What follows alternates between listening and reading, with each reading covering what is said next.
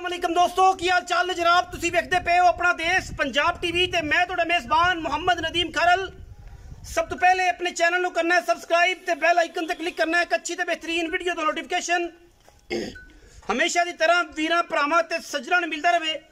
अल्लाह दे खास फजल नाल वीरां वास्ते एक बेहतरीन और नायाब नीली दा हीरा लेके हाजिर होए हैं। वीडियो अच्छी लगे वीडियो नूं लाइक शेयर ते कमेंट जरूर करना और अपनी राय नाल सानू जरूर आगाह करना है। यह जनाब मज वीरां दे सामने लैके हाजिर होए हैं।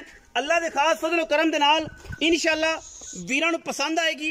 मैं नूं हड्डी एक पंडा दे जनाब मैं हवाने रुक रुक दा खूबसूरत थान और मरले मरले दी बेहतरीन वंड दे इस जनाब मज नूं वीरां दे सामने पेश कर रहे हैं। इंशाअल्लाह वीर वेख लैणगे तसल्ली दे नाल इस मज नूं और इंशाअल्लाह पूरियां तसलियां और पूरियां क्वालिटियां दी जनाब मज है।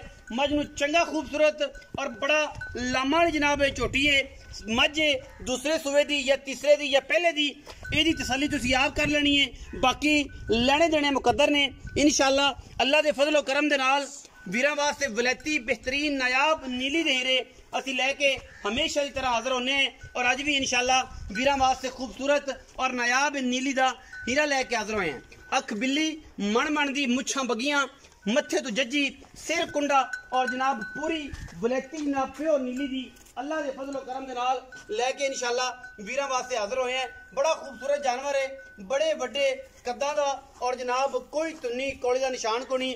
सुबह मैनू दूसरा या तीसरा ये सारियां गल्लां आप मालक तो कंफर्म करनियां ने।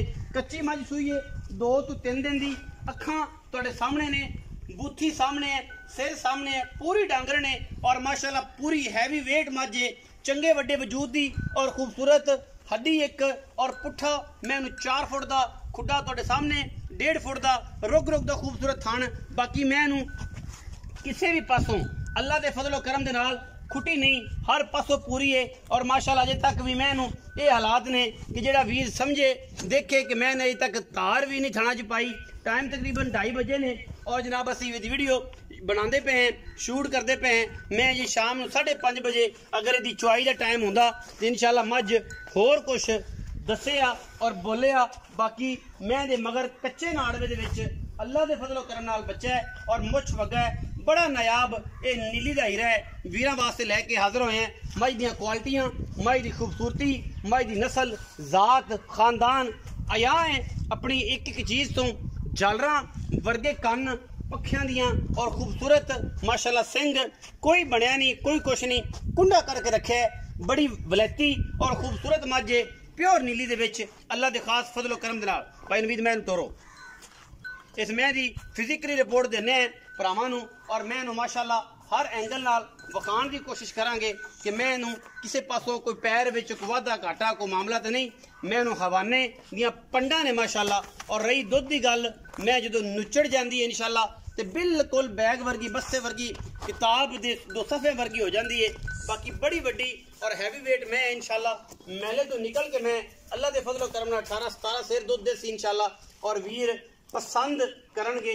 बड़ी तगड़िया मझां दे विचों है, पूरी बरीक है, पिछे जनाब कट्टा है, मुछ बग्गा नाड़वे दे विच बिल्कुल कच्चे नाड़वे जनाब है मझ है और माशाल्लाह वीरां दा शौक कराने असी और शौक दियां मंगां ने जिहड़े भी वीर ने पानियां ने अल्लाह के फजल करम नाल ये वलैती जानवर प्योर नीली दे विच वीरां वास्ते लैके असी हमेशा की तरह हाजिर होए हैं। और अज दी वीडियो इंतहाई खूबसूरत और आला तरीन जानवर दी है जिहदे विच कोई किसी किस्म दी भी दो राय नहीं और इको ही राय है वो यही है कि इंशाल्लाह असी अच्छे और बेहतरीन और जनाब आउट क्लास नस्ल के खूबसूरत तरीन जानवर लैके हमेशा इस तरह वीरां वास्ते हाजिर होने। मैं हर एंगल तो विखा के तसलियां करा के मालिक नाल गल्लां करांगे की गल बात है मज के बारे तसली की है की इहदा नस्ल है की जात है दुध किन्ना है ये सारी गल्लां मालिक नाल होणगियां। अस्सलाम वालेकुम साहब। वालेकुम सलाम। थोड़ा उच्चा बोलना पैना भाईजान। जी भाईजान की हाल चाल है? अल्लाह पाक दा करम है। प्यारा जा ना की है जी? मेरा नाम जी नवीद अहमद। नवीद अहमद भाई नवीद मज विखाई किनवे सूए? ते तीसरा सुबह सुई भाईजान। तीसरा सुआ। हां जी। लोकां तरह हर मैच दूजा नहीं वावा। नहीं जी तीसरा। शुक्र अल्लाह पाक तू सच्ची गल कर दी थी। ये सारे आने साड़ी ते है ही दूजन भावें 72 सुबह सुई हो। नहीं तीजा नहीं जी तीसरा सुबह। तीसरा सुआ। तीसरा कदों सुई? इनु आई जी दूसरा दिन सुई नु। दूजा दिन सुई नु। किन्ना इस टाइम बोला चुआओगे? बोला 14 किलो पक्का पक्का। देख ले 2 टाइम 3 टाइम चोया जी। जे साहब ने बोले दूध कर दी भी मैं तो तेरी 22-23 से दूध अल्लाह ने हुक्म नाल करे।